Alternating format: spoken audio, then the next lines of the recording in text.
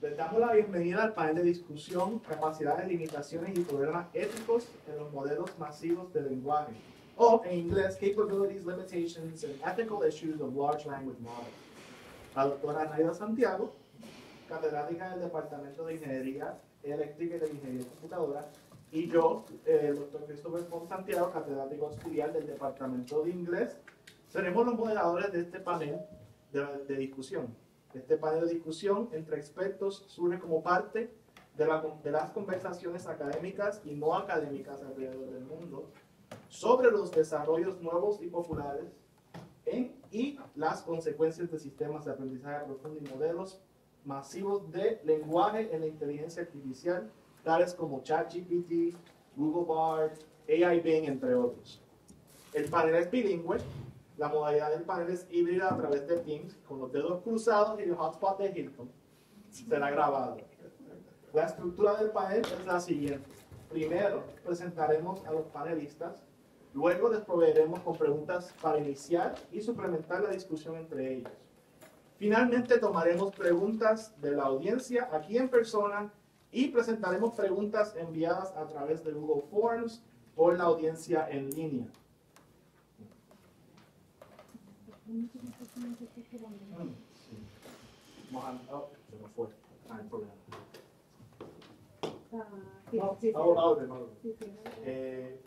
Vamos a introducir a los panelistas.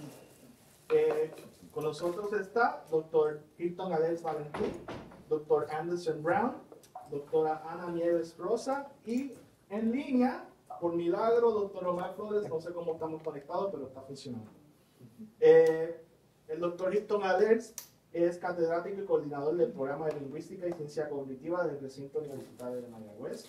Estudió matemáticas y filosofía en el RUM, donde obtuvo su bachillerato. Como estudiante de posgrado en la Universidad de Massachusetts en Amherst, cursó estudios de maestría en lenguas clásicas y obtuvo el doctorado en lingüística en el año 2000. Ha sido profesor del programa graduado de lingüística del recinto de Río Piedras y profesor visitante de la Pontífica Universidad Católica de Puerto Rico en Ponce. Sus áreas de interés investigativo y docente son la gramática generativa, la semántica formal, la lingüística teórica, matemática y computacional, la biolingüística y la ciencia cognitiva. Ha ofrecido ponencias en diversos foros académicos en Puerto Rico y en el extranjero y ha publicado artículos de sintaxis, fonología y lingüística computacional en varias antologías, actas y revistas arbitradas. Dirige el grupo de investigación en lingüística computacional y procesamiento de las lenguas naturales, GeekNLP, donde trabaja como mentor y supervisor en proyectos de investigación de estudiantes graduados y subgraduados en el RUM. Entre sus intereses y pasatiempos se encuentra la filosofía de la ciencia, la historia de la música y la gastronomía. Dr. Anderson Brown is a full professor of philosophy here at UPRM. Previously, he has taught an interdisciplinary AI course. This semester, in the epistemology seminar, Dr. Brown is discussing chat AI and theories of reference. And in philosophy of psychology, he is addressing mental representation, rationality, and consciousness. His PhD dissertation, The Minds of Animals, Theoretical Foundations of Comparative Psychology, was on the mental lives of non-linguistic animals. Dr. Brown specializes in philosophy of the mind, philosophy of psychology, rationality, mental representation, and conscience. La doctora Ana Nieves Rosa es catedrática del Departamento de Psicología aquí en la Universidad de Puerto Rico en Mayagüez. Tiene una maestría y un doctorado en Psicología Académica Investigativa de la Universidad de Puerto Rico Río Piedras. La doctora Nieves ha estudiado los temas de hiperactividad, autorregulación y cognición, estrategias para la enseñanza de la lectura, currículo vygotskiano en la educación temprana, programas psicoeducativos para niños sobrevivientes de violencia y el papel del juego en el desarrollo cognitivo. Es parte del cuerpo de profesores de cursos interdisciplinarios del RUM CIVIS, creando y ofreciendo cursos de inteligencia artificial, Mind, Computers and Machines y diseño de videojuegos educativos. Gracias. Finally, Dr. Omar Flores, que está con nosotros en línea, hizo su doctorado en inteligencia artificial en Utah State University. Se desempeñó como Machine Learning Research Scientist en Twitter Cortex. Anteriormente ha sido miembro del comité técnico que generó la primera estrategia nacional de inteligencia artificial del Perú. gerente senior de investigación en inteligencia artificial en Capital One Financial Corporation. Se ha desempeñado como investigador científico en Intel Labs Visual Understanding Team.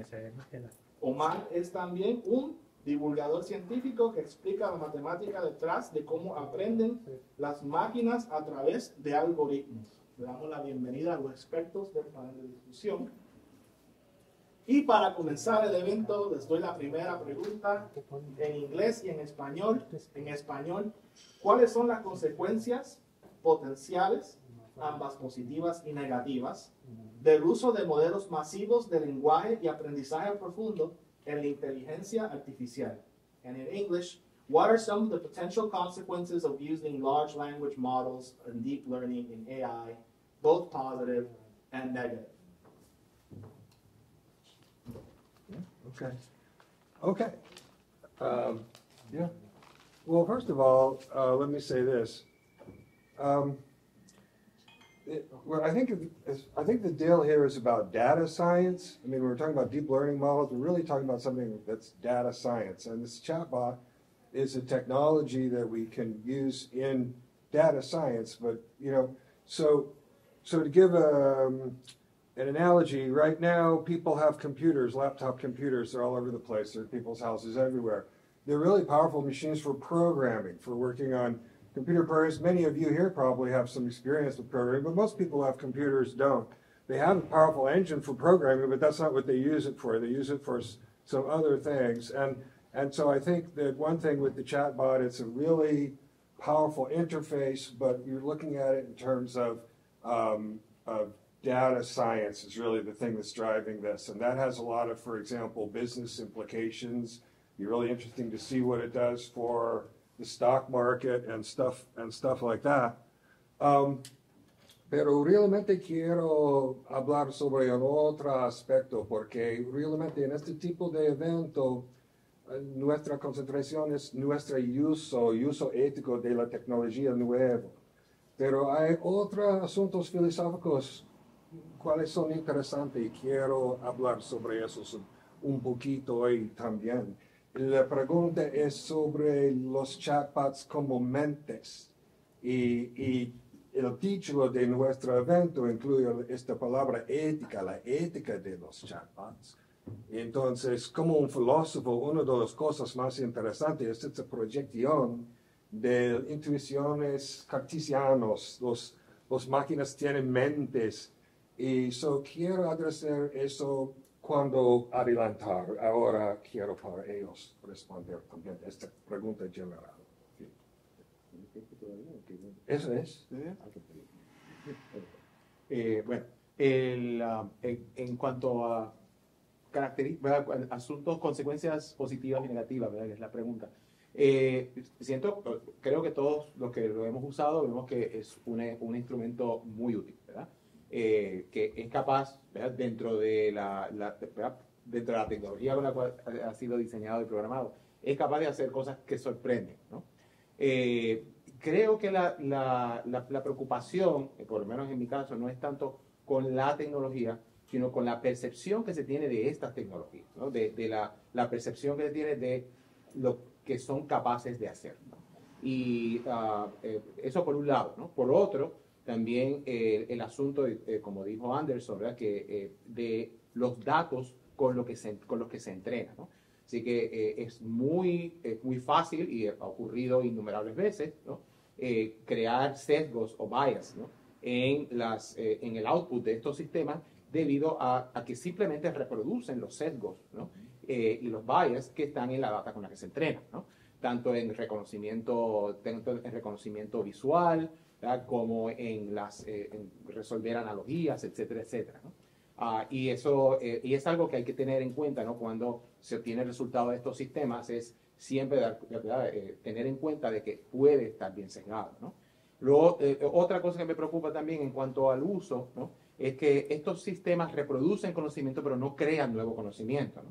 Así que hay que tener también en cuenta eso y tratar, ¿verdad? De tener conciencia de que estos sistemas pueden, reproducir, ¿verdad? Pueden encontrar patrones. Obviamente para eso es que Eso es uno de los usos clásicos de redes neuronales, ¿no? Clasificadores, son clasificadores y son reconocedores de patrones, ¿no? Pero de ahí al salto cognitivo, ¿no? De producir nuevo conocimiento, de hacer inferencias lógicas, por ejemplo, inferencias que incluso tal vez podría ser un niño de 4 años, pero que no son, ¿verdad? No es parte, ¿verdad? Posiblemente de las capacidades de estos sistemas. Creo que hay que estar bien consciente de cuáles son sus limitaciones para usarlos de la manera más prudente y más eficiente posible. Sí. Ok, déjenme tomar, ya que ellos hablaron ambos del efecto positivo y negativo para la gente que lo usa. Yo entendí, o le voy a dar un análisis a la pregunta como originalmente yo lo pensé también, que es cuál era el efecto positivo o negativo de estos programadores de modelos masivos de lenguaje para AI. O sea, ¿qué le ha pasado a la AI después de crear estos programas? Así que por ahí voy un poquito a contestarla para que sea otra línea. Y es que el asunto que estamos encontrando primero que ellos mencionaban de que te conversa con los chatbots y hemos encontrado, ¿verdad? Los bias, ¿verdad? Que no están tan objetivos, digamos, en hacer el juicio. Por ejemplo, se usan en corte para determinar qué casos los usan en evaluaciones psicológicas o no para el diagnóstico, para hacer discriminar, es lo que se dice.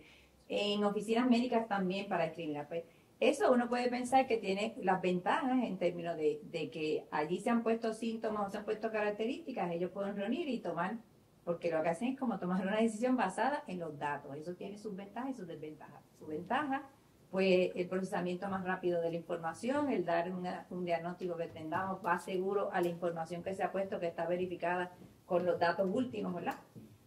La desventaja es lo que le llaman el ojo clínico. O sea, alguna otra característica que estuviera mirando que el aparato no puede por ese lado. Pero pasando el hecho de que se ha visto los bias y que lo que le llaman el alignment problem, ahora que es igualmente los discursos nuestros están en el aparato, que la expectativa era que el aparato, por ser objetivo, por ser, ¿verdad?, pues no incluyera lo que llamamos algunos errores humanos, que es, ¿verdad?, tomar postura. Entonces, en ese sentido, nos ha devuelto que es lo de objetividad, como es el mismo discurso filosófico de que no, o sea, eso de ser objetivo, tenemos que tomar en, ¿verdad? Porque sujeto y objeto se construyen, eso es un discurso, ¿verdad?, que aunque queramos parecer que no existe, es una realidad. Así que yo lo veo así, ¿verdad? Es como el reflejo, lo bias que puedan ser los aparatos, lo único que reflejan es que nosotros continuamos siendo, a pesar de que decimos que no hay racismo, que no hay sexismo, etcétera, pues si no lo hubiera, ningún chatbot de GPT hubiera contestado nunca una respuesta viciada hacia mujeres o viciadas hacia una raza, la que fuera, ¿verdad? Por no decir, pero todos los que han trabajado con ellos ya saben hacia cuál se inclina, que es igual que la sociedad. Así que en ese sentido, para la AI viene a ser una pescosa, como uno dice, porque tienen que trabajar con el hecho de que ciertamente no es objetivo, aunque sea un aparato. O sea, esa idea de que usted puede programar la perfección, aunque el humano no lo sea, pues es cuestionable, porque si no nos conocemos como humanos, no conocemos todavía cómo funciona todo el sistema, ¿y cómo lo vamos a programar? A menos que esperemos que por deducción el propio aparato llegue a un nivel emergente, y el mismo aparato se reproduzca ajeno al pensamiento humano. Así que Singularidad. Sí, que eso también es. Así que por ahí pues tenemos mucho que hacer todavía. Así que por eso es que nos envían el libro, ¿verdad? Ellos mismos andan analizando el problema. Le pusieron así mismo el alignment problem, a ver cómo lo trabajamos, y están bregando en el algoritmo. Y pues mi propuesta es que el problema no es del algoritmo, el problema no es sino el problema es de los textos de los cuales ellos hablan la información. Y ese problema, ¿cómo lo vamos a resolver? Vamos a reescribir todo lo que está escrito para que ellos, cuando hablen su información, no nos devuelvan lo que nosotros mismos hacemos, pensamos y decimos. O de otra manera lo vamos a hacer. Si nos sobra un poco de tiempo, ¿podemos? ¿Tenemos la opinión de Omar? Omar. Omar, ¿me escuchas? ¿Qué tal? ¿Cómo están? Primero, quiero decir que puedo verlos en la cámara también, a mis compañeros que están en el panel, así que encantado también de verlos y buenos días con todos. La pregunta es muy clara, así que hemos observado distintos aspectos positivos de estos modelos, principalmente como a nivel de asistentes, ¿no? Asistentes que parecen ser inteligentes y que nos pueden ayudar en tareas desde buscar información en Internet, tratar de alguna forma condensar distintos resultados en un solo lugar, hacer resúmenes. Pero también vemos problemas muy interesantes. Han mencionado mis compañeros del panel varios problemas interesantes. Me gustaría añadir algunos que también me parecen relevantes, como por ejemplo la manipulación. Es decir, hagamos el ejercicio de que tenemos una persona en un chat y luego tenemos 99 personas que están dándole, por ejemplo, una opinión distinta. Y es que esa persona no parece entender que está acostumbrado o está alrededor de 99 chatos, ¿no? Entonces, hay una especie de presión social cuando 99 personas te dicen una opinión distinta y se ha comprobado de que el ser humano puede incluso estar influenciado, en este caso, por la opinión de 99 chatbots que tratan de, digamos, de influenciar la forma como piensas, ¿no? Entonces, si nosotros extendemos este ejercicio a millones de opiniones y de contenido que puede ser generado, ciertamente los chatbots pueden manipular la percepción que tenemos de distintos temas. También hablamos, por ejemplo, de que estos sistemas son muy interesantes, muy creativos, hasta que tocan temas como la salud o de repente la nutrición. ¿Pueden ustedes imaginar el peligro de que un adolescente interactúe con ChatGPT y le pida recetas para bajar de peso, por ejemplo, ¿no? Ciertamente tenemos información relevante, más no factual, en ChatGPT o en distintos sistemas de comunicación como estos. También tenemos el problema del trabajo. Estamos hablando que en muchos datasets estos sistemas pueden tener incluso una performance parecida o incluso mejor al ser humano. Cosas desde pasar exámenes de admisión a universidades, como pasar certificación de repente de temas de ley, etc. Estamos hablando que estos sistemas eventualmente podrían desplazar trabajos asociados a personas. Entonces, ahí nomás ya hablamos de un impacto social. He dado mucho énfasis en algunos peligros, algunas limitaciones de la IA relacionada a chatbots. Más adelante voy a dar beneficios, que creo que también son muy relevantes, al menos desde el punto de vista tecnológico y científico. Gracias. Segunda pregunta. Si sobra tiempo, ¿se puede hacer una segunda ronda o no? Yo quería comentar un poquito, sí, ¿verdad? Precisamente por algo que mencionaron los panelistas y que Ana comenzó a mencionar también, casos particulares, ¿no? Donde se ve el peligro de los sesgos, ¿no? Así que, por ejemplo, justo precisamente en este libro de Brian Christensen, ¿no? Que se llama The Alignment Problem, ¿verdad? Que si no lo conocen, si no lo han visto, creo que es una lectura muy buena, ¿no? Hace referencia a casos específicos, ¿no? Por ejemplo, Amazon hasta el 2017 estuvo usando uno de estos sistemas para discernir entre miles y miles y miles de solicitantes, ¿no? De trabajo, ¿no? Y tuvieron que, a pesar de que se dieron cuenta de que, a pesar de tener un sistema más objetivo, ¿no? Que no tenía, no era un ser humano, ¿verdad? Con prejuicios de género, de raza, lo que sea, seguían solamente reclutando ingenieros hombres, ¿verdad? Claro, ¿verdad? Estaba utilizando los patrones, ¿no? Esencialmente los patrones de cuál es el personal que nosotros tenemos ahora mismo en este departamento, ¿bien? Y queremos un personal, ¿verdad? Y si es eficiente y funciona, queremos que encuentre, ¿verdad? Candidatos que se parezcan a los que tenemos, ¿eh? Eso de entrada ya tiene un problema grandísimo, porque lo que estás es eliminando cualquier tipo de diversidad, ¿verdad? Porque te estás buscando gente que es exactamente igual a la que tienes, ¿eh? Por otro lugar, ¿verdad? Claro, con la información de la preparación de las personas que trabajaban en esos departamentos, también están sus nombres, ¿no? Así que el nombre más común era John, ¿verdad? Y estaba buscando Jones, ¿verdad? Por ejemplo, ¿no? Así que tenían que, o sea, así que, claro, ¿verdad? Luego también en los resúmenes, decía, bueno, ok, pues vamos a eliminar el nombre, ¿ok? Si elimino el nombre, pues que no use esa información, que use solamente pues la experiencia, la preparación, lo que sea. Pero luego se dieron cuenta que el problema persistía, ¿no? Y luego se dieron cuenta de que hay ciertas características de estilo, de selección léxica y sintaxis que se puede ver, ¿verdad? Y que tienen hombres versus mujeres, ¿no? Así que, por ejemplo, se dieron cuenta de que en los resúmenes, ¿verdad? De los hombres aparecía con más frecuencia palabras como execute, etcétera, etcétera, ¿no? Y una que otra palabra. Y estaba buscando precisamente resúmenes, ¿verdad? Que tuvieran esas palabras claves, ¿no? Así que el bias continúa. No hubo manera, ¿verdad? De filtrar el bias y por lo menos en el momento en que el libro se escribió fue en el 2020. En el 2017 Amazon dio de baja ese sistema, ¿no? O sea, no hubo manera, no tuvieron manera de eliminar el bias, ¿no? Y quería pues solamente poner un ejemplo puntual, ¿verdad? De eso que había señalado aquí la compañía. Igual fue el ejemplo de Google y las categorías para la selección de fotos y categorías que también se vendieron en un nicho y trataron de arreglar hasta que terminaron diciendo nadie usa esa categoría porque el hecho no estaba resuelto. Claro. Tienen muchos problemas distinguiendo entre razas. Sí, seguro. claro. ¿Puedo añadir algo en 15 segundos solamente para complementar a lo que dice mi compañero panelista? Es de que ese bias presente en las computadoras y los algoritmos es un bias producto de nuestro bias mismo como sociedad.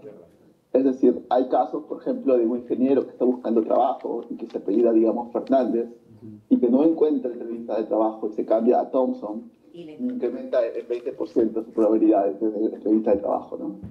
Entonces, mucho del bias que está, pues, por ejemplo, en sistemas como ChatGPT, son narrativas, son, digamos, subproducto de la forma como nosotros mismos nos comportamos. No son exclusivos solamente de los algoritmos. Sí.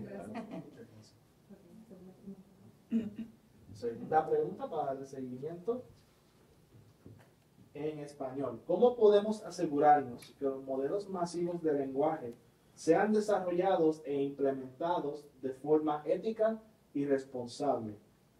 How can we ensure that large language models are developed and deployed in an ethical and responsible manner? Look, I don't think philosophers are constantly hearing about how we need new ethics.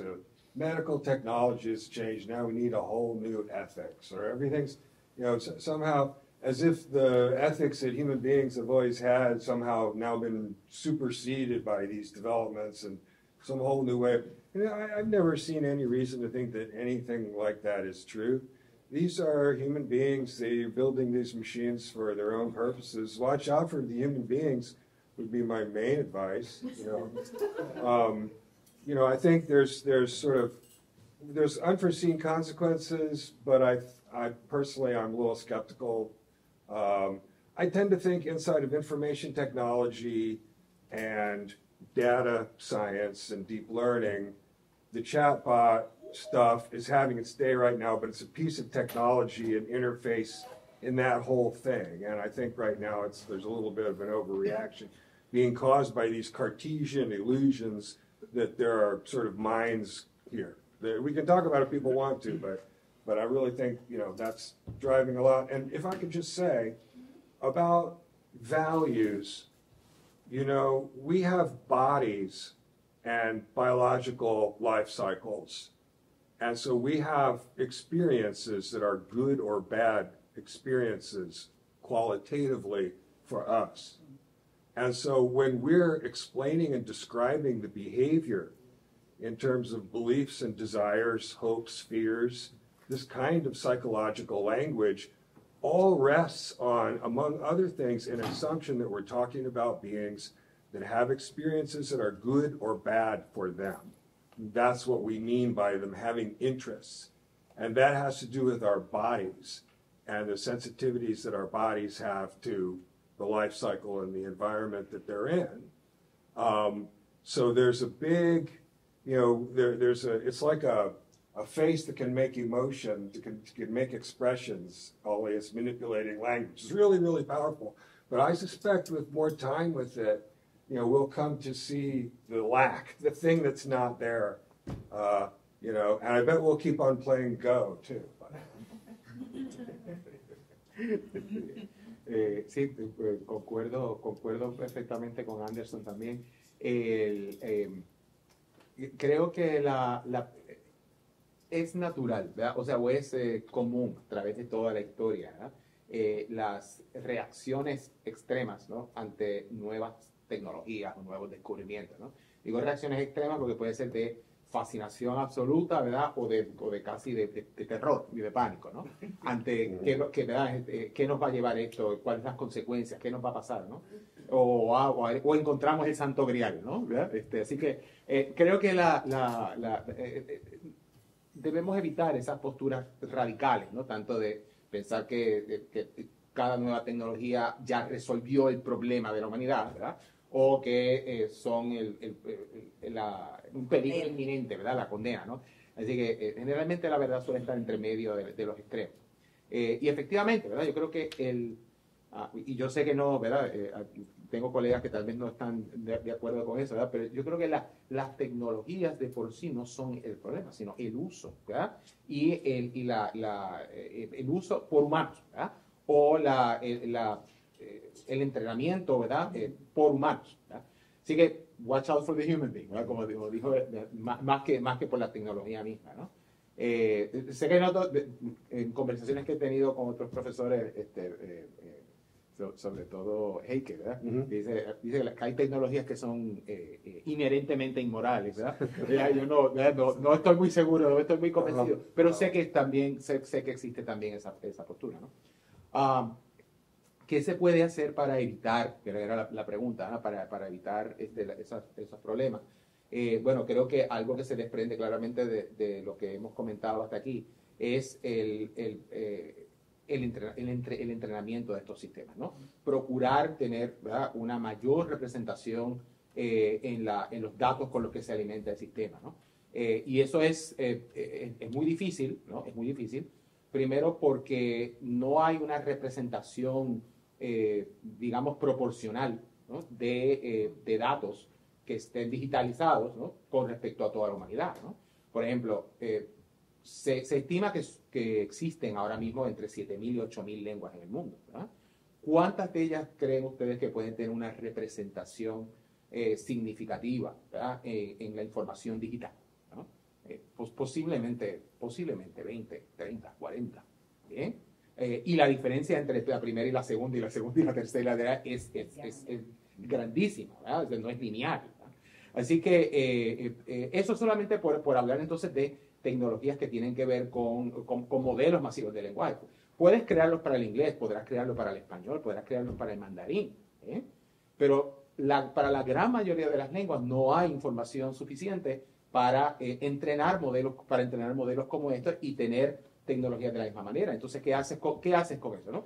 ¿Cómo vas a producir una información que sea comparable, ¿verdad?, para el Tagalog? El Tagalog tiene muchos hablantes, ¿no? Pero para otras lenguas, ¿no?, que tengan menos hablantes, de una manera que sea proporcional con lo que tenemos para el inglés, para el español, para el portugués, ¿no?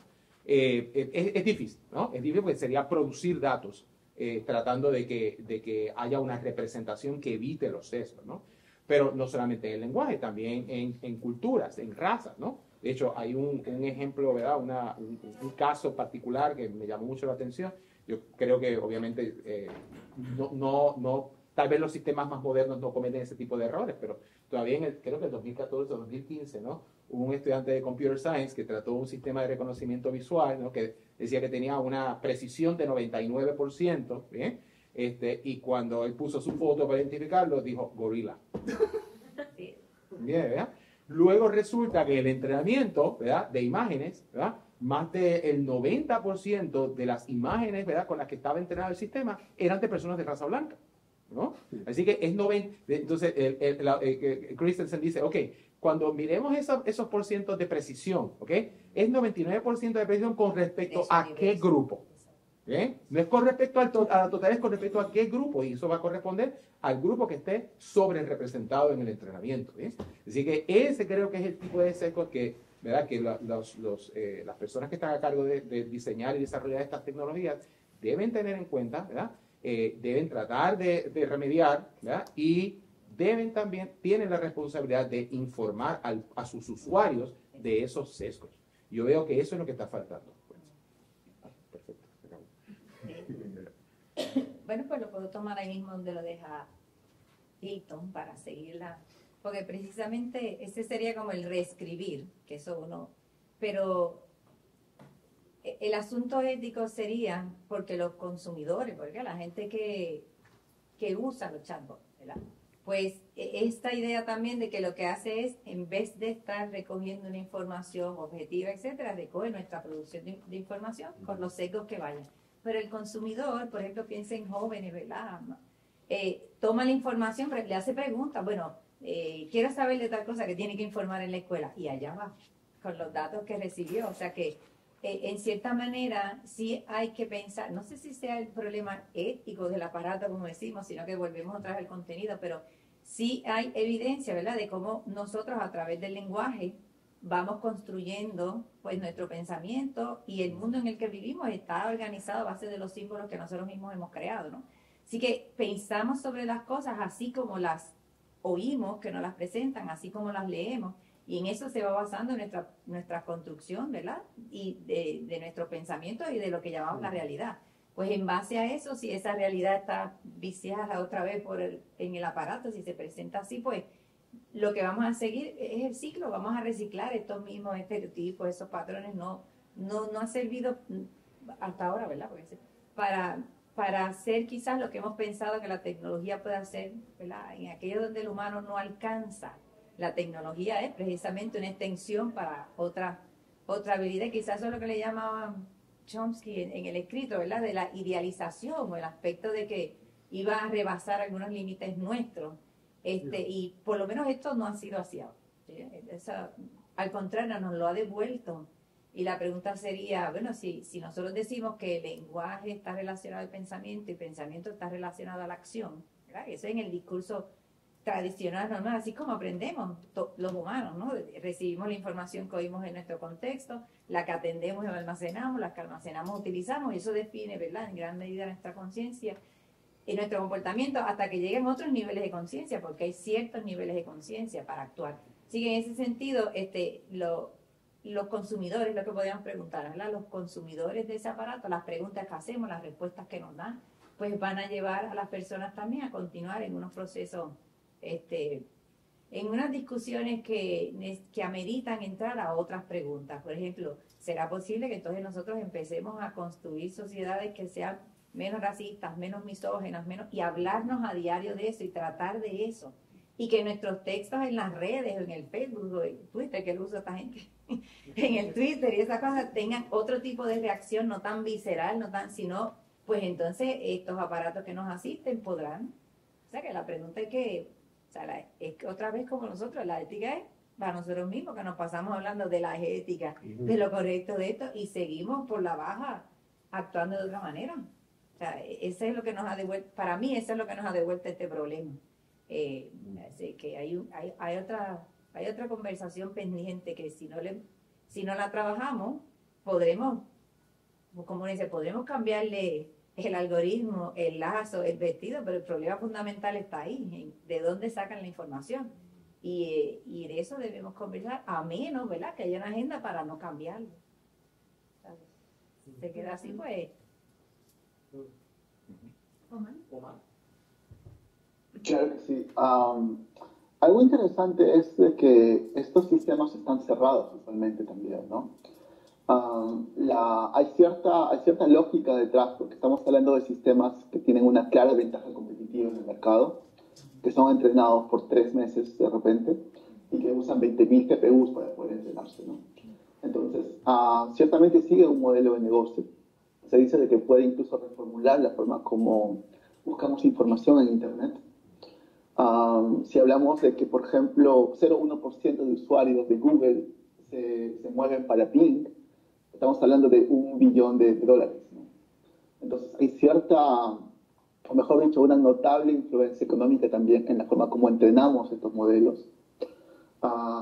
Pero sin embargo, llevarnos solamente por seguir un modelo económico o un modelo de negocio tiene ciertos peligros, en el sentido de que no se asignan recursos a tareas muy importantes que todavía son emergentes en los modelos. Por ejemplo, que sean explicables, que nosotros podamos entender, que sean verificables, que de repente funcionen en base a hechos. Y finalmente son sistemas muy cerrados, de los cuales sabemos que funcionan bien, pero no sabemos en su totalidad por qué, ¿no? Yo que he pasado los últimos 10 años de mi vida implementando estos modelos a gran escala, a veces me cuento, digamos, realmente rascándome la cabeza por cómo funciona tan bien, si uno va a una orden de magnitud más alta, ¿no? Algo interesante es que también estos temas han sido discutidos en otros papers. Por ejemplo, hay un paper que dice On the Dangers of Stochastic Parrots, de Timnit, donde menciona un poco lo que decía por ejemplo, mi compañero Anderson, Hilton, de que 90% de los lenguajes tienen poco o nada de soporte por estos modelos, ¿no? Entonces, estamos hablando de 1 billón de personas en el mundo, los cuales no pueden beneficiarse del uso de, por ejemplo, de ChatGPT. Pero no me entiendan mal, la mayor cantidad de gente puede beneficiarse, es solo de que existe un long tail distribution en el soporte de estos modelos, entonces una gran cantidad de modelos de lenguajes de repente no necesariamente están soportados, a pesar de que nos da la ilusión de que sí, de que mucha gente en realidad está usando estos sistemas. Una conclusión interesante de este paper es de que, ya que mucha de la diferencia está en los datos, existe poco interés y poco apoyo de los investigadores mismos para documentar los datos.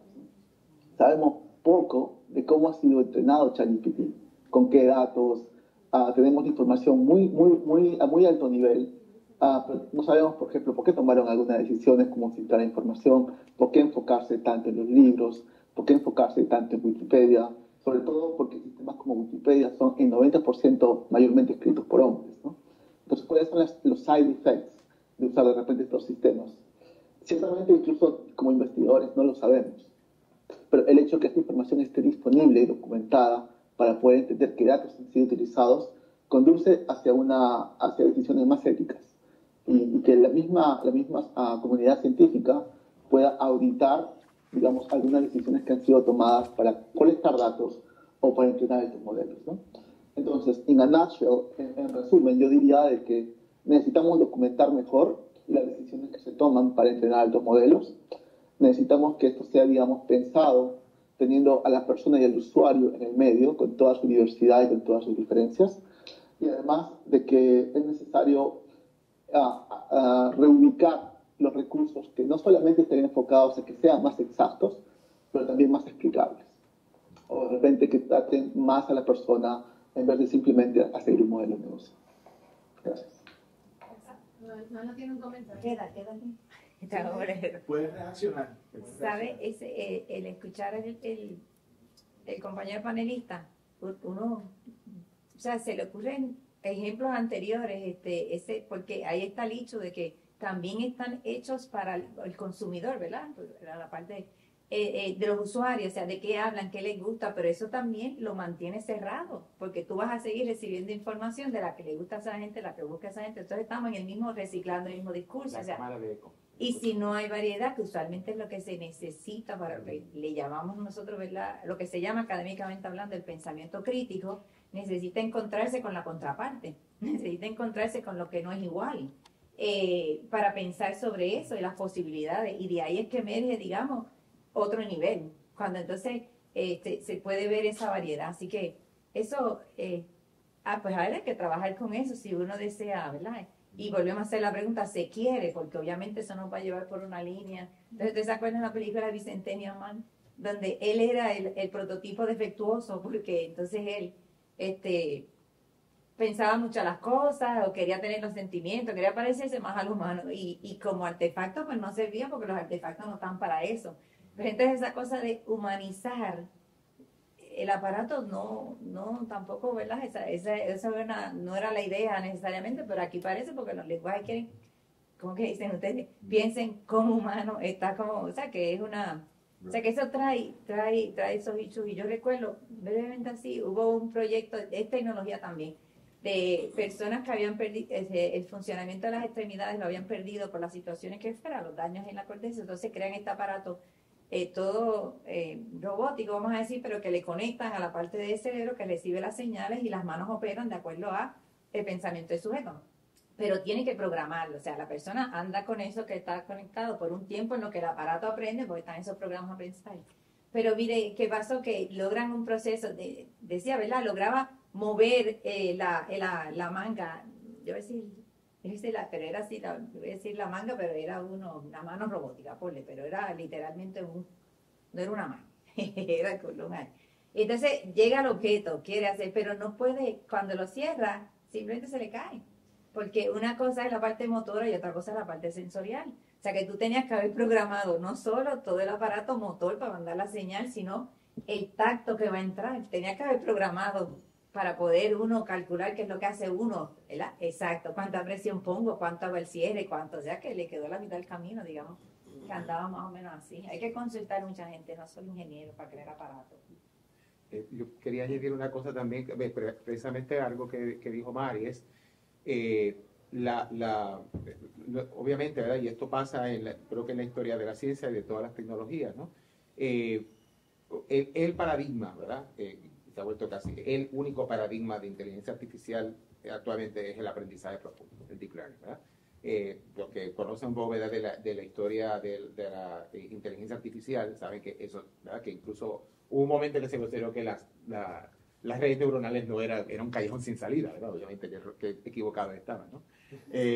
Pero eso, ¿verdad? Y precisamente aquí está la cuestión del consumo y de la cuestión de ubicar los recursos donde sea más rentable, ¿no? Así que entonces prácticamente, ¿no? Todos los recursos de desarrollo y de investigación en inteligencia artificial van por un solo camino, que es el de la inteligencia artificial, el del aprendizaje profundo, ¿no?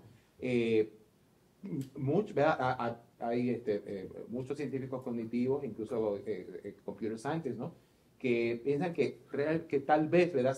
se ha relegado, ¿verdad? No hay tanto dinero para eso ni tantos recursos, y se han relegado otros modelos que podrían no sustituir, pero sí complementar, ¿verdad? Como por ejemplo los sistemas simbólicos, el clásico, la clásica inteligencia artificial de hasta los 90, ¿no? Así que y siempre ha habido una rivalidad entre lo que serían modelos simbólicos versus modelos conexionistas, que es precisamente lo que son las redes neuronales, ¿no?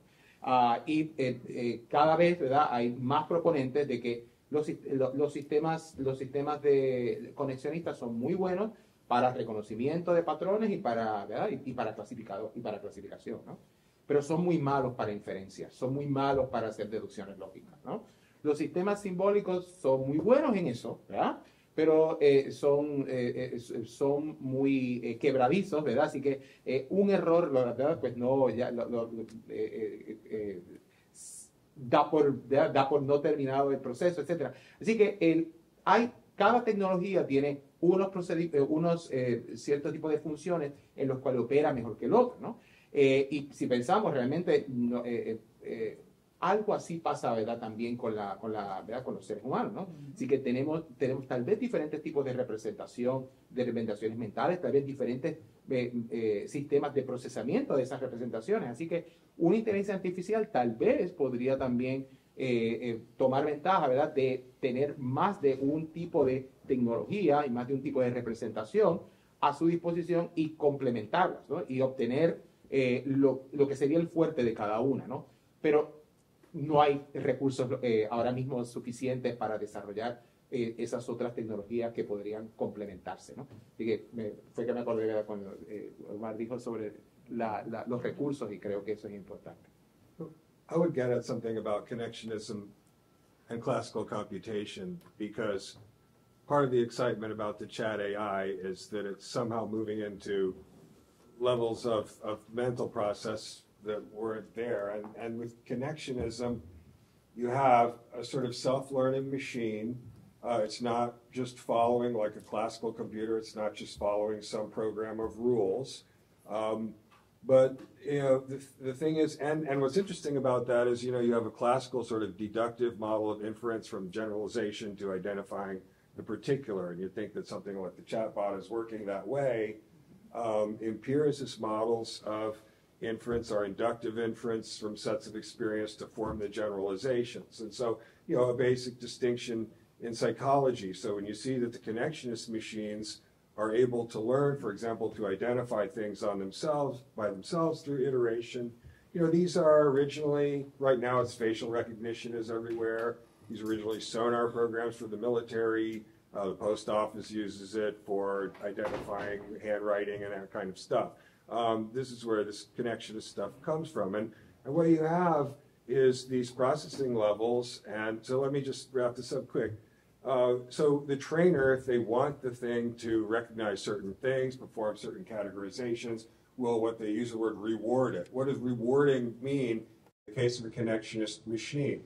It means that it's based actually on neural networks in an interesting way. So you have these connective nodes in these layers, and you can increase or decrease the conductivity, and that's how you, quote, train or reward the machine.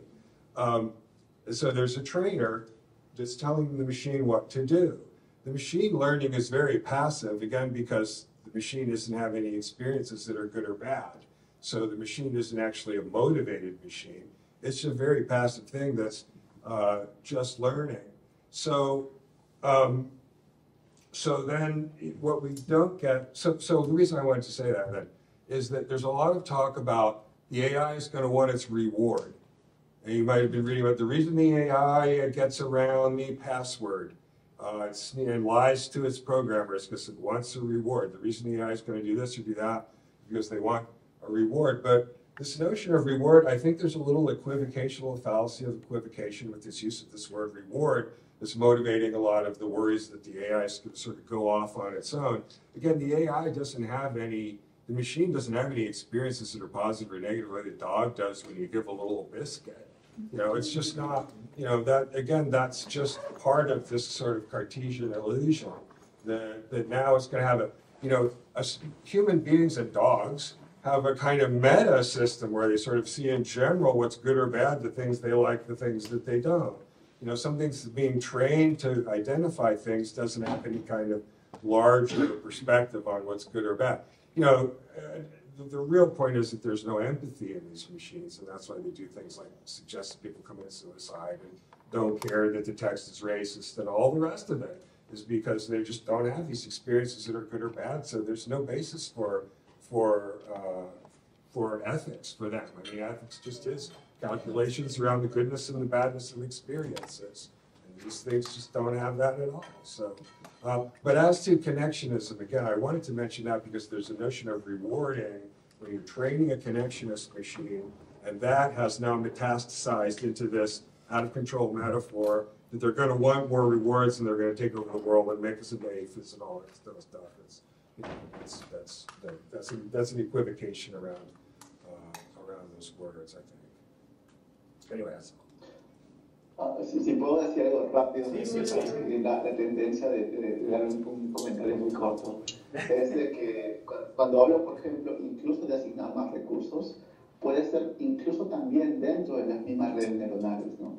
Es decir, quiero resaltar el hecho de que sabemos poco de cómo funcionan por dentro, es decir, la base teórica, matemática, de cómo llegan a esas conclusiones, de cómo encuentran correlaciones tan interesantes a un nivel de una dimensionalidad tan alta y aún así tener sentido solamente utilizando una función de costo y dejando que la ingredientes fluyan a través de la arquitectura. Estamos hablando de que es muy interesante, pero digamos son poco explicables, no sabemos cómo funcionan por dentro y tienen un defecto particular y es de que siempre dan una respuesta, siempre están minimizando una función. Es decir, no tenemos así cierto mecanismo para que nos digan, hey, no sé, me he equivocado, o no tengo tal información. Entonces, siempre están entrenados, en el caso de ChatGPT, por ejemplo, a predecir la siguiente palabra, pero no a decir me he equivocado, o no sé tal información, o darte una pregunta para poder autocompletar su modelo parcial del estado, ¿no? De cómo tomar una decisión. Entonces, incluso dentro de las propias redes neuronales, elementos como razonamiento, planeación, explicatividad, están aún en baby steps. Y realmente necesitamos, si podemos avanzar ese campo del deep learning, también asignar recursos a estos sistemas, a estos temas que de repente todavía no son tan importantes desde el punto de vista económico, pero son fundamentales para poder interactuar con estos sistemas de una forma mucho más natural. Hay un comentario. Sí, muchas gracias. Hay un comentario, dos comentarios en el chat en línea. Uno de ellos es en reacción a lo que Hilton dijo del bias. Que dice, MIT studied this bias case, Netflix captured this case on a documentary called Coded Bias. So, hay documentación. And then, luego eso también en reacción a lo que se estaba hablando luego de ese comentario. On the positive side, most of the engineering work dealing with environmental sensing data is data conditioning. ChatGPT and other LLMs, once properly trained, will provide the users with advanced data conditioning algorithms, affording the engineers with the opportunity to design new products in support of humanity, quote unquote. This scenario is near term. Once you converge large language models with automation and robotics, the opportunities are limitless. Food for thought. Un comentario.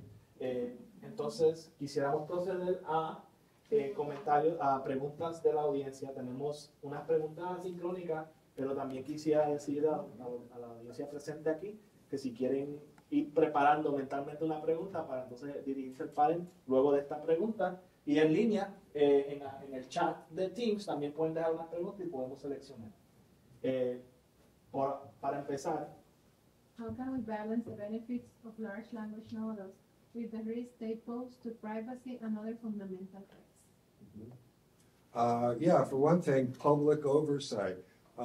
Let's look at sort of the history of a lot of technological developments over the centuries and the problems. I'd like to just call it out of these things developing in a market economy.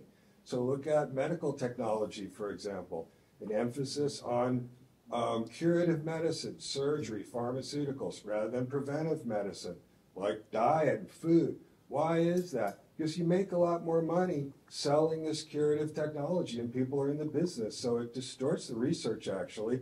Same with transportation. Why have cars and burn carbon gas and all that stuff? And all that stuff, by the way, and I'm not cranky, you can look it up. They said at the beginning of the 20th century, we can make a lot more money selling cars to these people, so let's do it that way. There were alternatives. They wanted to make the money.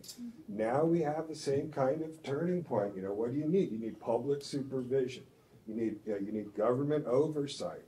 You need, essentially attention to the socialistic necessities of the situation, right? And so I would say the issue is political, and looking at public welfare is something that's going to have to be done at the public level, because if you just let capital run its course, we're going to have these kinds of distortions. Is that something specific to this technology? No.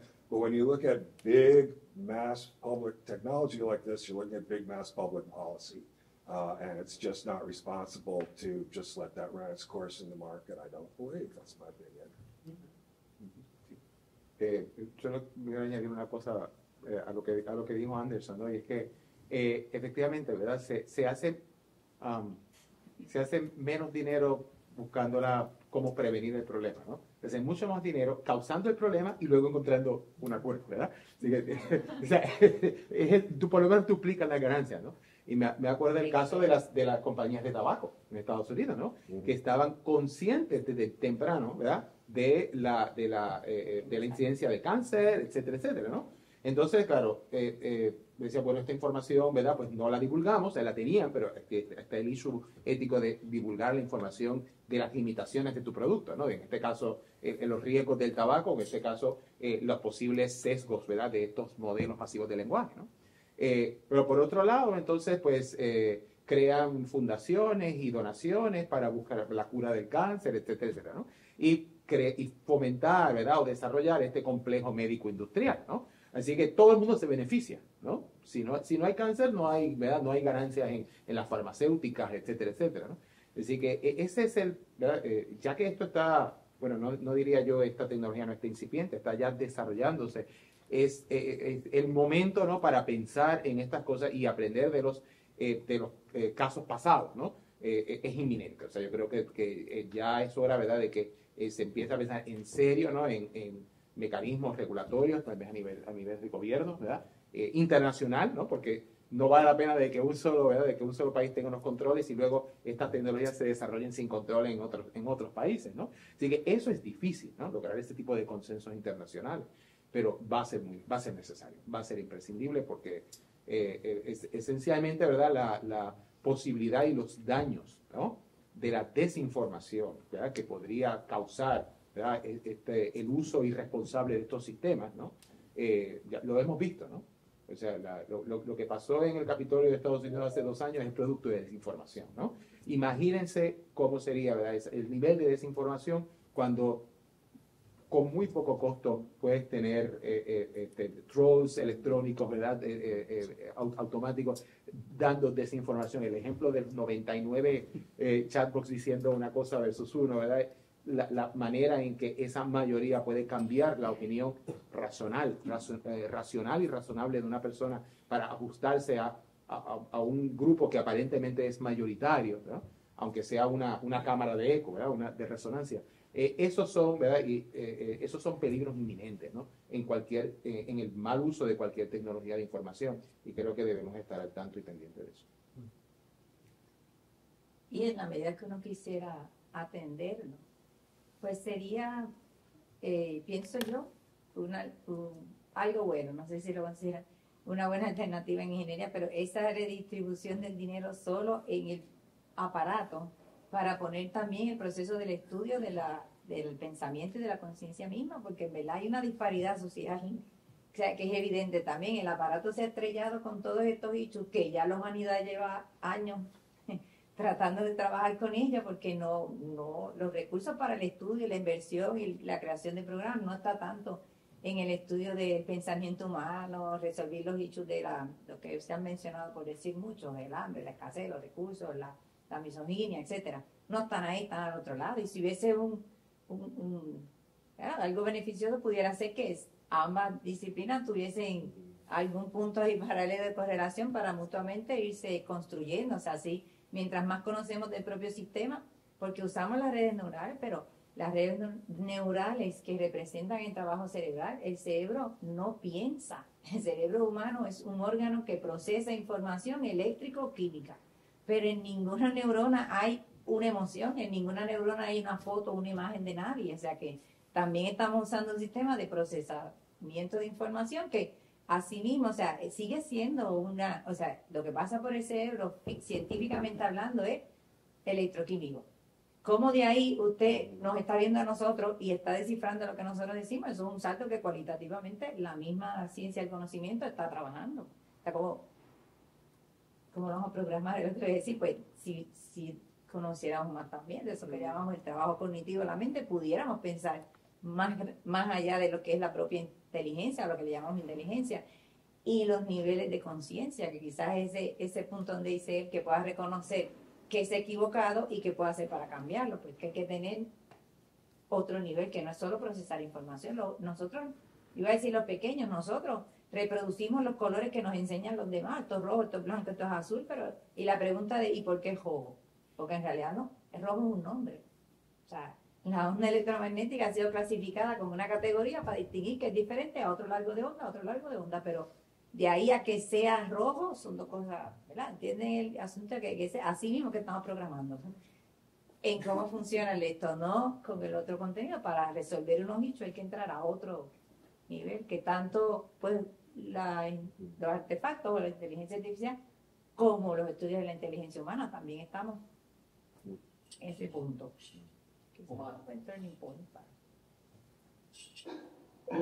Muy de acuerdo con Anderson, con Hilton y con Ana respecto a estos puntos. Quizás la única cosa que añadiría es la importancia de tener más diversidad en este campo, ¿no? Es decir, estos modelos actualmente son entrenados en pocos países y son entrenados en pocas empresas de pocos países, ¿no? Principalmente por la cantidad de hardware y de recursos computacionales que se necesitan. Entonces, es necesario plasmar de una forma mucho más exacta culturas como la latina, por ejemplo, ¿no? Necesitamos más ingenieros, más científicos que puedan, digamos, impactar la forma como estos sistemas son entrenados y tomar decisiones que sean, digamos, de alguna forma compatibles con nuestra cultura. Hoy en día, esta poca diversidad, por ejemplo, de ingenieros latinos implementando estos sistemas, ciertamente puede, digamos, tener una influencia poco distribuida, poco diversa en la mesa de la inteligencia artificial. Yo no creo mucho en esta cuestión, por ejemplo, de tener un gobierno que regule cosas, pero sí creo mucho en el bottom-up approach, ¿no? Donde tengamos más ingenieros, más científicos, y que poco a poco tengamos un voz y un voto en la forma como se hace inteligencia artificial en el mundo. Muchas gracias. ¿Alguna pregunta de la audiencia? Tenemos una pregunta aquí y otra acá. Tenemos dos. Tenemos tres preguntas. Ok, vamos a reproducir las preguntas para que se escuche acá, pero si quieres decirlo acá al frente o de allí mismo. Aquí mismo. Ah, Bueno, quisiera decir tenía 3 preguntas, pero una se la hago después personalmente al profesor. La primera, quería hacer un pequeño comentario acerca de lo que dijo el profesor acerca de las tabacaleras. Esas cosas funcionan de un lado y del otro también, porque, por ejemplo, la primera bombilla que se creó en el mundo duraba forever, para siempre, para siempre. Y entonces resulta que se juntaron los que hacían bombilla y dijeron, no, esto no puede ser, porque nuestro sistema, el capitalismo, dice, no, pues tenemos que tener ganancias, si no la recortamos para que dure cierta cantidad de tiempo, entonces no vamos a ganar nada, ¿entiendes? O sea, como que ahora es que crean el cáncer, por otro lado tú no lo creas, ¿entiendes? Eso funciona para los dos lados. Pero también quería hacer otro comentario o una pregunta acerca del bias.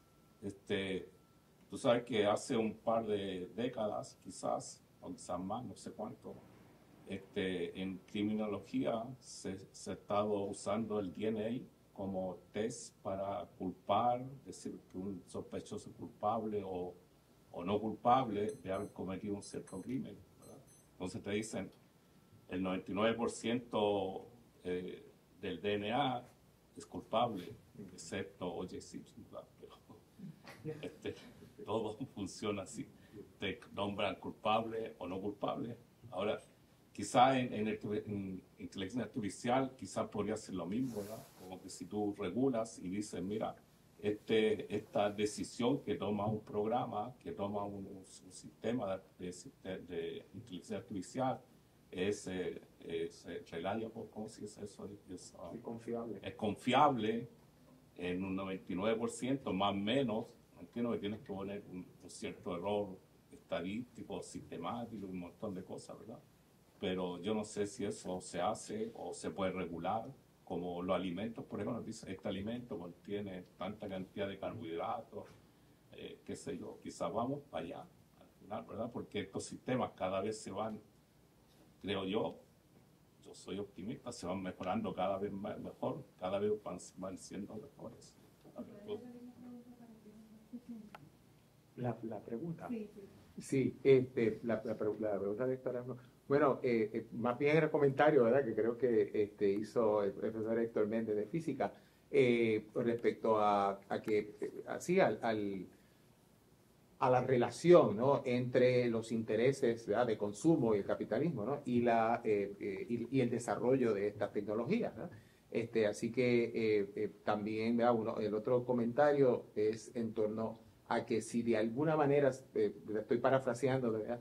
Que si de alguna manera podría haber una especie de control de calidad en cuanto al output, ¿verdad? De estos sistemas, de una manera similar a cómo se etiquetan, por ejemplo, los alimentos, ¿verdad? El contenido nutricional, ¿verdad? Pues que, por analogía, ¿no? Que hubiese algún tipo de etiqueta, ¿verdad? Con respecto a los outputs y dijera, bueno, pues esto es confiable más o menos en tal por ciento. Eso espero haber recogido. Bien, eso sería fantástico. Lo que pasa es que eso sería, y tal vez Omar nos puede, ¿verdad?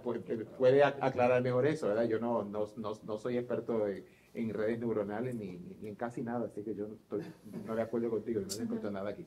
Pero el asunto es que precisamente Omar hablaba, ¿verdad? de la transparencia y de lo poco que sabemos de los datos con los que salen del sistema, ¿no? Así que si realmente no, ¿verdad? Y estas compañías son muy cerradas en eso, ¿no? Si no conocemos de dónde se obtienen los datos, ni la calidad de esos datos, ni la confiabilidad de esos datos, es muy difícil calcular, ¿verdad? Eso que tú estás proponiendo, ¿no? Así que eso requiere ya también una política de apertura de estas compañías para tener casi en dominio público, ¿no? Toda esta información y que pueda ser clasificada, que pueda ser estudiada, que su margen de confiabilidad pueda ser determinado, ¿no? Que ya es una tarea difícil, ¿verdad? De por sí, pero si no se tiene la información, pues ya de difícil es imposible. Hay dos preguntas más. Había otras preguntas. Hay tres preguntas más. Tres preguntas. Dos 3 y 4. A ver, Se puede. sigamos. Mi pregunta va un poquito orientada como el uso de estos chatbots a la educación. Porque, por ejemplo, cuando empezó el uso de Google, de Wikipedia, cuando se lanzó esta página web al principio, pues el sistema educativo fue primero reacio a incorporarlo, ¿verdad? Ya luego se han acomodado un poquito más, pero sigue siendo, o sea, no se han 100% adoptado esa tecnología o estos recursos en el sistema educativo. No se ha hecho una reforma del sistema educativo desde hace muchísimos años. ¿Cómo ustedes consideran que esto puede ser una buena oportunidad de quizás hacer una reformación de cómo se imparte el conocimiento? ¿O cómo entonces podemos buscar nuevas maneras de, qué sé yo, de enseñar o de incentivar a la persona a aprender de un punto de vista un poquito fuera de la carga? Yeah. Omar, ¿escuchaste? Omar, ¿tú escuchas la... Escuché perfectamente. Gracias. Perfecto. Yeah, let me address that for a second. First, I mean, vamos a aprender cuáles son los talentos actuales de los médicos y los abogados, ¿ok? Porque no es solamente esta memorización de los códigos y aplicación de los códigos, pero cuáles son los talentos de los seres humanos, cuáles son médicos y abogados. Y vamos a ver más claramente exactamente por qué ahora tenemos estos sistemas de usando la información, so eso es eficiente. Pero hay mucho, los chatbots faltan mucho, ¿verdad? So then where I would like to go is this. I'm very old. And so I was in college back in the 1970s, right?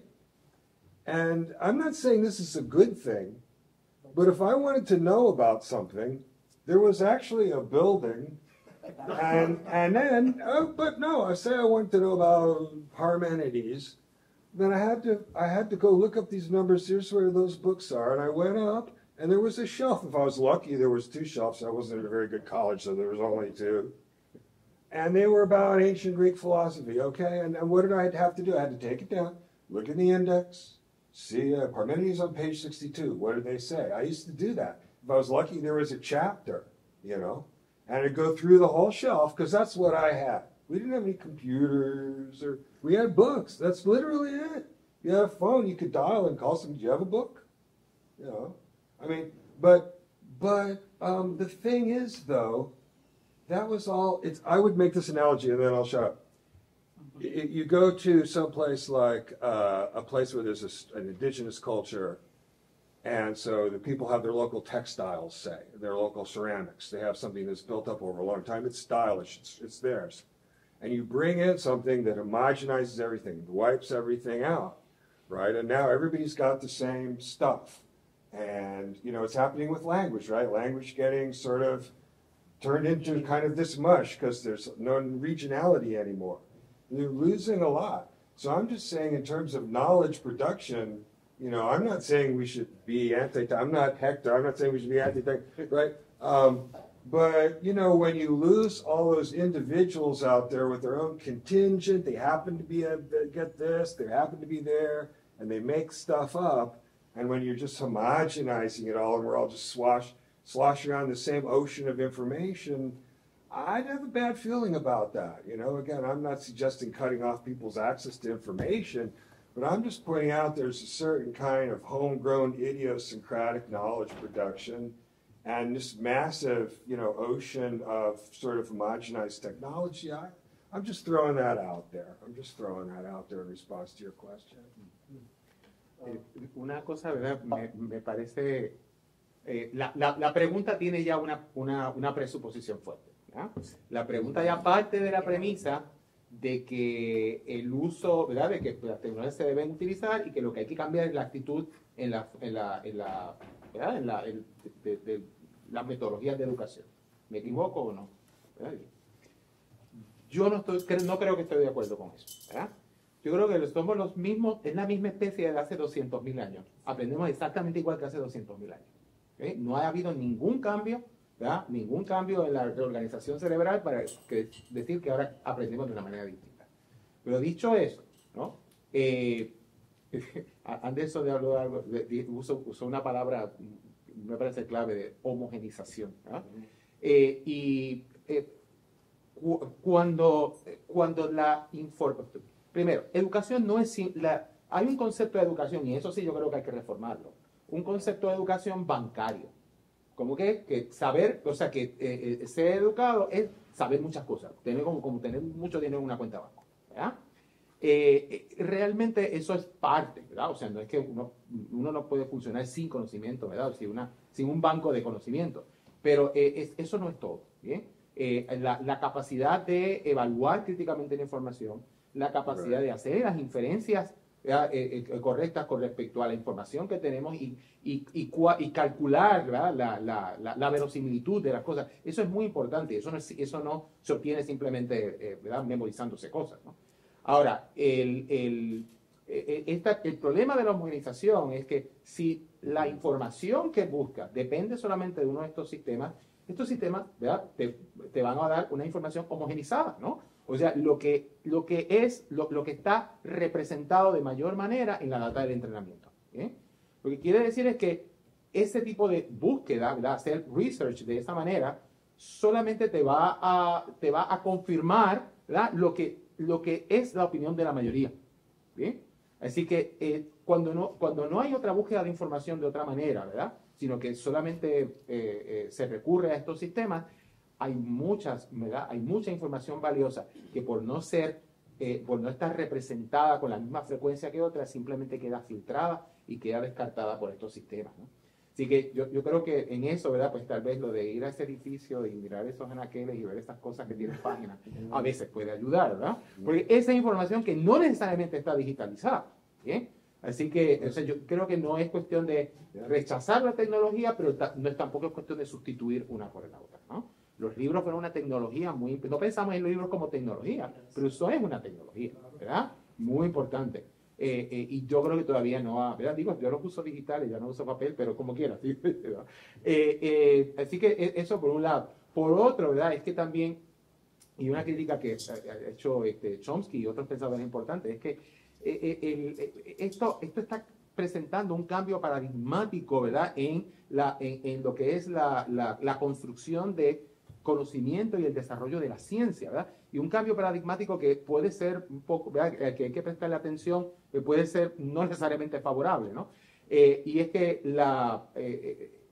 estos sistemas no crean información, o sea, no construyen, no crean conocimiento, ¿verdad? Sino que encuentran patrones, encuentran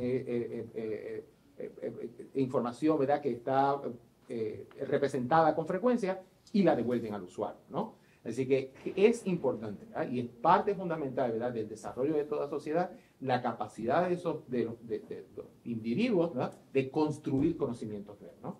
Si no, nos vamos a quedar en una especie de edad de oro, ¿verdad? Y pues no sabemos cómo funciona ni cómo es eso, pero ese oráculo que se llama ChatGPT nos dice cómo es, ¿verdad? Y no queremos eso, no queremos llegar a ese momento, ¿verdad? En el que, ¿verdad? Pues, porque ahí se detiene el desarrollo, ¿verdad? Científico y el progreso de cualquier civilización, ¿no? Y tengo otras cosas más que decir, pero quiero que... Si me permiten solamente rápidamente poner mi sombrero especulativo acerca de cómo podría ser el futuro de esta tecnología. Hay cosas muy interesantes que están sucediendo en los últimos, ya ni siquiera años, sino meses, ¿no? Por ejemplo, ayer discutimos con unos amigos acerca de las capacidades emergentes de ese tipo de inteligencia, ¿no? Estamos hablando del salto de entre ChatGPT, GPT-3 y GPT-4, ¿no? Y cómo tiene la capacidad, por ejemplo, de aprender, al parecer, relaciones de causa y efecto que suceden en las imágenes y en los videos con respecto al texto. Por ejemplo, Hilton menciona de que ciertamente no crean conocimiento, pero estamos hablando de algo que está cambiando y que quizás en el futuro puede hacer. Ahora no lo hace, y ciertamente, pero estamos en un momento de la humanidad en el cual, al parecer, y digo al parecer de forma especulativa, estamos de alguna forma encontrando principios básicos del conocimiento y no necesariamente tomemos la asunción de que algo tiene que funcionar como el ser humano para ser inteligente. Puede existir otro tipo de inteligencias y que podamos llegar a la misma definición de inteligencia con otros tipos, ¿no? Ya de repente no con sinapsis y con neuronas y con sistemas analógicos, pero quizás con gradientes, quizás con una gran cantidad de información, con composicionalidad, de repente no representando cosas jerárquicamente, pero sí de repente proyectando a dimensiones cada vez más altas y encontrando relaciones de correlación ahí, ¿no? Digo esto de un punto nuevamente especulativo, pero digamos, cada vez existen trabajos muy interesantes de la capacidad inteligente emergente de estos sistemas. Digo esto porque estamos ya terminando la discusión y hay todo un campo gigantesco que podríamos hablar por horas acerca de este tema en particular, quizás en el futuro de forma en persona y todo esto, pero quería un poco no dejar pasar la oportunidad de que existe mucha crítica a ciertos sistemas son inteligentes, pero también existe un trabajo muy interesante en paralelo de que está demostrando que estos sistemas son cada vez más inteligentes, ¿no? Que se comportan inteligentemente, que son cosas diferentes. Pero en ese punto de lo de la emergencia, sí, que sí es bueno que está por el nivel de la emergencia, porque ya hay muchas discusiones sobre lo que son las CTC, que son las ciencias de tecnología de la cognición, de la que se nutre mucho trabajo. Y ellas también tienen 3 niveles, o sea, el nivel matemático, que fue el primero, crear una matemática de la mente, luego pasan al simbólico, luego están en el conexionista y el emergente, ¿verdad? Que eso sería, quizás por eso también cuando nos visitó Hofstadter, decía que él prefería que se le reconociera como cognitivo que como ahí, en el asunto de los caminos que tomaron, y no tratar tanto de seguir por el estudio de cómo funciona la parte cognitiva para hacer cada vez más paralela a esa reproducción, sino el asunto de sacar ventaja de que, bueno, no es inteligente, pero se conduce como si fuera inteligente, resuelve unos asuntos, procesa información. Oye, esas son sus virtudes. Pues muy bien, son aparatos que se conducen inteligentemente y yo con esa tesis no tengo problema. Que no, ni con nada. A mí me gusta ver de vuelta a través de los aparatos lo que la propia humanos han creado a base del conocimiento, pero sobre la homogenización, que sería un peligro, porque si nos devuelve el mismo discurso, entonces sería más rápidamente, no de años ni de siglos de evolución, sino como él dice, de horas o semanas en las que mucha más gente va a comprar el mismo discurso. Y, ¿verdad? Y se pueden ir borrando diferencias, etcétera, y ya habíamos dicho anteriormente que la diferencia es la que hace el punto emergente. O sea que si están en el nivel de emergencia, sería bueno que los discursos fueran cada vez más inclusivos, más complejos, para que entonces en esa emergencia, cuando ocurra, claro, si se puede llegar a ese nivel de emergencia, pues entonces no vaya a reproducir en la escala pues un pensamiento que ya, porque la idea es que emerja de ellos, porque hasta ahora no, pero va a emerger un pensamiento vaya si sigue teniendo las fuentes, ¿verdad? O sea, lo que va a emerger no puede ser distinto de lo que ha recibido, de lo que ha aprendido. Así que en ese sentido, eso hay que tomarlo en consideración con respecto a la educación que mencionaba el compañero. Sí, o sea, esta educación bancaria no solo implica cantidad de información como nos azotan, sino que es pasiva, la recepción de la información. Usted solo consume lo que recibe, no es que lo trabaja o lo produce. Los sistemas educativos sí pueden cambiar y los hay diversos. Se pueden mencionar algunos, Montessori, etcétera, donde el énfasis no es acumular información, el énfasis es aprender a aprender. Y si los recursos nos sirvieran para que nosotros mismos creáramos la conciencia de que esto es para aprender, ¿verdad? Pues se pueden integrar y está bueno y se están integrando. El asunto es que ellos tampoco tienen ese discurso. Ellos siguen de la misma manera pasiva presentando información. Así que ahí es donde estaría dicho de que hay que cambiar el sistema, sí, y que lo bancario es lo que nos ha llevado. Ese proceso conductual, ese proceso de estímulo-respuesta, eso está pasé. Si con eso ustedes quieren programar, los futuros programas van abocados no al pensamiento complejo, sino al pensamiento unidireccional, que es uno de los propios problemas que tenemos nosotros. Y eso es lo que es un pensamiento unidireccional, lo que están teniendo los chatbots, aunque sean con redes neurales. Porque el cerebro tenemos todos los humanos y redes neurales, y no todos llegamos a los mismos pensamientos. O sea, la caja no es la que nos hace diversos. El contenido, o son otras cosas que tenemos que entrar. Conciencia, que es un nivel que no hemos hablado, pero que va ahí. Sí, eso es otra. Muchos humanos tienen ciertos niveles de conciencia, pero también hay niveles de conciencia. Y eso lo podemos ver. Así que sí hay que trabajar con la educación de que sí, y de que esto puede, o sea, la tecnología convencional no es el problema. Gracias. Lamentablemente no nos queda mucho tiempo, estamos ahí ya. Sí. Pero invitamos a la Dos audiencia a preguntas, que claro. tengan preguntas.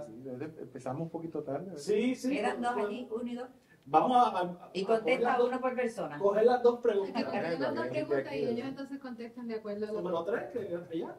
Y creo que Y el joven. difícil. Yo he tenido que transformar mi pregunta muchas veces a través de me brincan, como que inicialmente quería hablar de la educación, pero ahora pues para cambiar el tema me quiero ir sobre la credibilidad de las instituciones creadas por los humanos, como de la academia, en fin.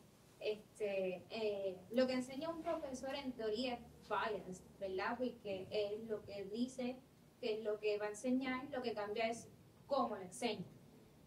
Sin embargo, yo tuve la oportunidad de preguntarle al chat, ¿verdad? Como yo me he educado en dar terapia cognitiva a la adultez y le dije, ¿cuál sería la mejor forma de dar una terapia cognitiva?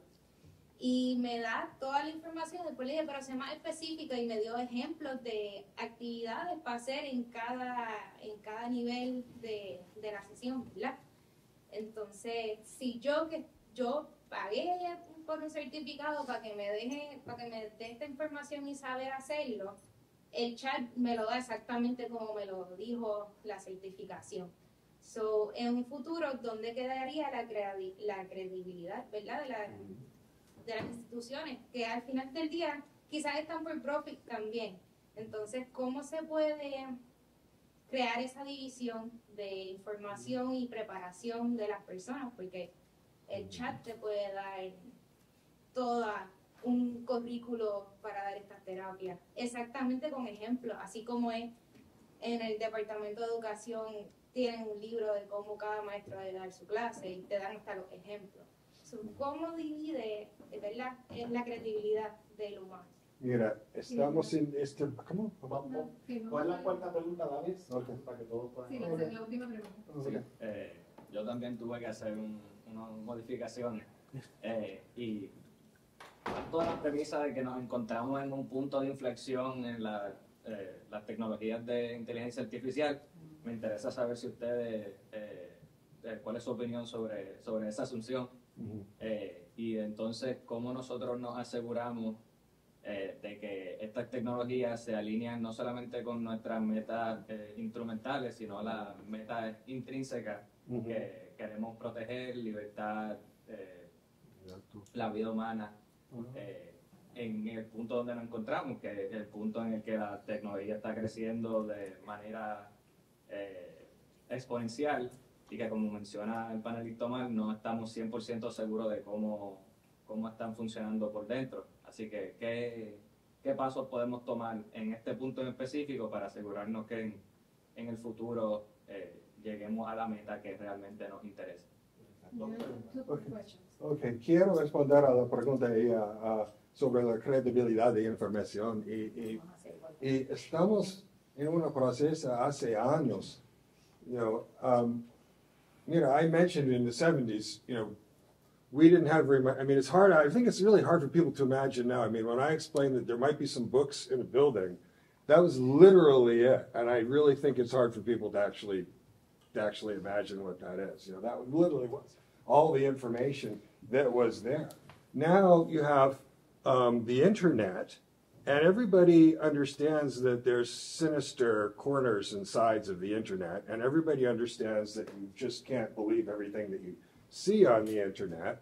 And anyone who's been a teacher over the last 20 years knows what it is to try and get people to see what good references and good sources are versus bad ones. But the thing that's happening now is, younger people today are confronted with this ocean of representation. Where does it come from? How much of it is real? What are the motives? The people are beaming all of this at you. It's a sea of stuff. What do you have to do? Necesitan desarrollar sus propias capacidades, right? Evaluar información. No hay ninguna otra opción. All right, they're out there, and you better be able to see BS versus well-sourced stuff. So, what's the basic? I'll just say it. What happens on your generation, you just have to develop these skills to be able to evaluate information at just way much more intense level than anybody used to have to do like 50 years ago. There's just no way around it. That's just the way it is. Sí, ustedes tienen un reto que yo no tuve, ¿verdad? Y es el de, en su momento, ahora sí, por supuesto, ¿no? Y es el desarrollar, como dice Anderson, literacidad mediática, ¿verdad? O sea, el bombardeo, o sea, la cantidad de información es abrumadora, ¿verdad? Es mucho más abrumadora que a la cantidad de información que estábamos expuestos, que teníamos que ir a buscarla, ¿verdad? No estaba en la palma de la mano, literalmente. ¿Sí? En cuanto a la credibilidad de la información y la comparación, ¿verdad? De qué diferencia habría entre una institución educativa y un chatbot, ¿verdad? Bueno, yo no creo que sea un problema demasiado nuevo, ¿ok? Seguramente tiene que haber buenos textos de terapia cognitiva, libros, ¿verdad? Que puedas haber consultado y que tal vez tengas una información parecida a lo que tuviste en ese certificado, ¿verdad? Que mencionas, no sé si es hipotético o real, ¿verdad? Así que no puede decir, bueno, para que esto tengo que ir matricularme en una universidad si puedo comprar el libro de texto y leerlo, ¿no? Bueno, es casi lo mismo, ¿verdad? O creo yo, ¿verdad? Es el mismo asunto, ¿no? Lo que pasa es que en el caso, ¿verdad? Y yo creo, ¿verdad? Que sobre todo este es el caso de las instituciones superiores y universidades, ¿no? Es que los profesores, ¿verdad? O deben aspirar, o ser, ¿verdad? Tratar de aspirar a ser expertos en un área. Y experto no es simplemente saberlo todo sobre el asunto, ¿no? Sino poder hacer las inferencias correctas, ¿no? Poder ver entre, bueno, a lo mejor sí hay estas terapias cognitivas, que yo no sé nada, por supuesto, ¿verdad? Pero hay estas terapias cognitivas y a lo mejor, ¿verdad? De acuerdo a ciertas características de un cliente o un paciente, pues una aplica mejor que las otras, ¿verdad? O a lo mejor en este caso hay un problema particular que no está contemplado, ¿verdad?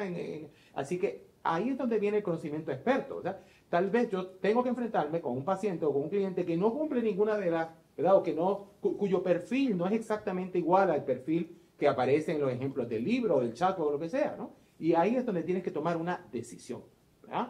Y eso es lo que debe tener, ¿verdad? Esa parte del conocimiento humano, ¿verdad? Que todavía, ¿verdad? Que es importante en el conocimiento experto, ¿no? Y es como de entre la más información tomar una decisión, una determinación que no necesariamente la puedes, ¿verdad? Puedes decir, bueno, es que lo más probable es que esto funcione, ¿no? Pero es ese juicio, ¿verdad? Esa intuición que todavía es difícil, ¿no? de representar de una manera mecánica, ¿no? Que se podrá, por supuesto, no estoy diciendo que no se pueda, pero que todavía no, ¿verdad? Así que yo creo que todavía las instituciones educativas, ¿verdad? Si cumplen su tarea responsablemente, todavía tienen lugar en esto, ¿no? Y en cuanto a la inflexión, perdón que me tome, en cuanto al estoy totalmente de acuerdo que estamos en un momento de inflexión, ¿verdad? Ahora mismo, pues estos sistemas no son buenos en inferencia ni en deducción lógica.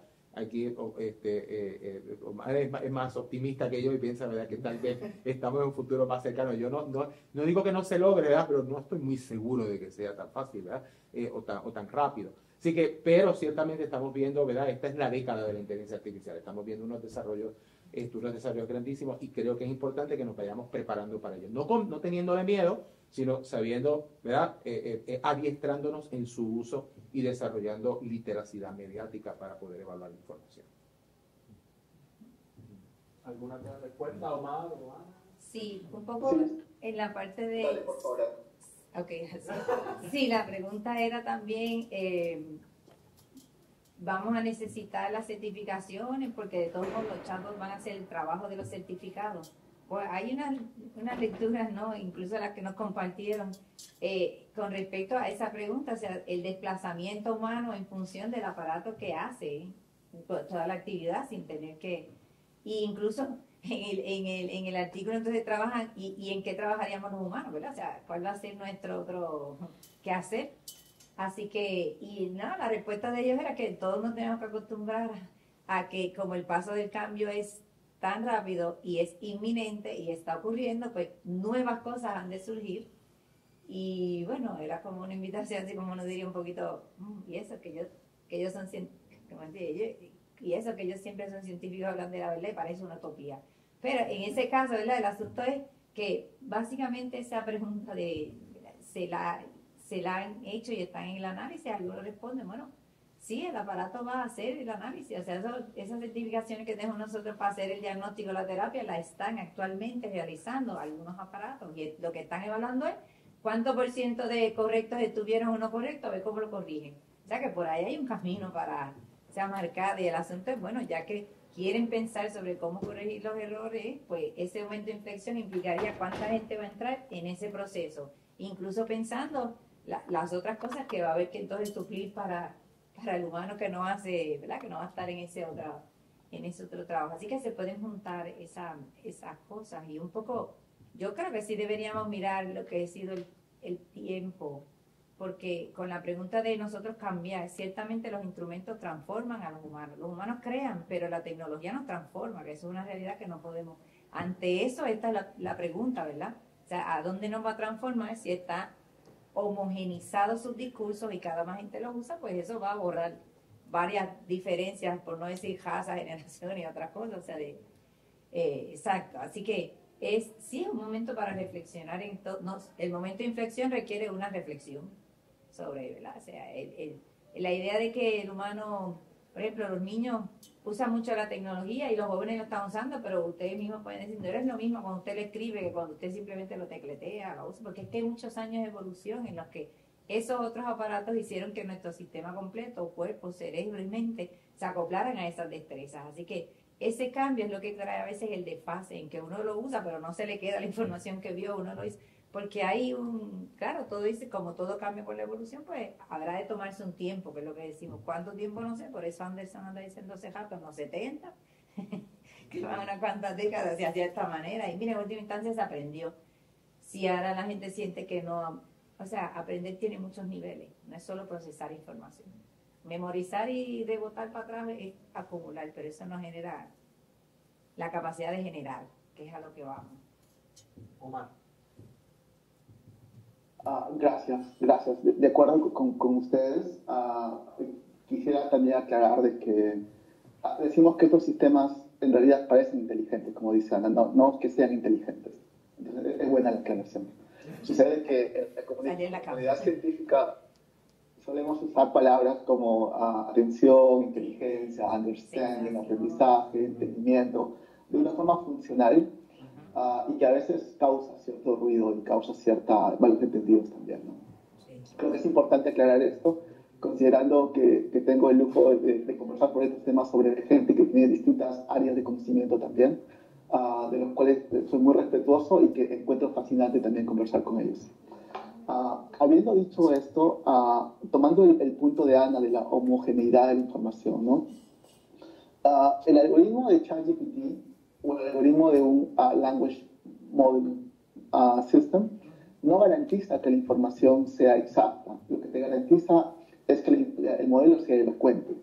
Lo que te garantiza es que la siguiente palabra tenga sentido en el contexto de lo que he dicho hasta ahora, ¿no? Y que tenga contexto en el sentido de la pregunta que acabas de dar. En ese sentido, decir que un sistema puede, por ejemplo, reemplazar un sistema educativo porque de repente puede ser más exacto, puede ser igualmente exacto, digamos que es posible, pero nada garantiza que sea así. En ese sentido, estamos también, es bueno también entender de que la calidad de la información no se encuentra uniformemente distribuida en Internet. Por ejemplo, Chomsky decía el ejemplo, ¿no? De que tengo una manzana que se me cae de la mano, puede ser por la gravedad, o puede ser porque de repente la masa, digamos que curva el espacio-tiempo y por lo tanto hace que un fenómeno físico como ese ocurra, ¿no? Entonces, ambas son respuestas correctas. Hablamos de información muy actual y muy reciente acerca de la nutrición, por ejemplo, que no es popular en Internet y que por lo tanto un sistema como ChatGPT no la va a reconocer como la primera premisa para dar una respuesta, ¿no? Cosas como, por ejemplo, ¿qué hace mal una persona diabética? Existe literatura muy interesante que parece, digamos, concluir diversos tipos de alimentos que parecen contraintuitivos a información que teníamos hace, por ejemplo, 3 años, ¿no? Entonces, la calidad de la información nuevamente no está correctamente representada en Internet y tampoco en estos modelos. Ahora, Chomsky también mencionaba en este artículo acerca el título es The False Promise of ChatGPT, la falsa promesa de ChatGPT. Mencionaba la ausencia de capacidades de razonamiento al frente de principios morales, ¿no? Y yo estoy un poco en desacuerdo con eso, principalmente por la forma como se entrena ChatGPT.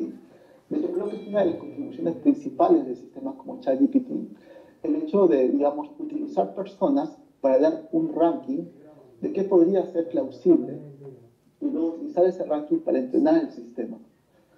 Eso que usualmente le llamamos reinforcement learning, utilizar personas para que puedan, digamos, darnos una noción de ranking, de qué puede ser verdad, qué puede ser falso, qué puede ser, digamos, empático, qué no puede ser empático, qué puede ser de repente incluso falso, o que puede ser controversial, que no puede ser controversial.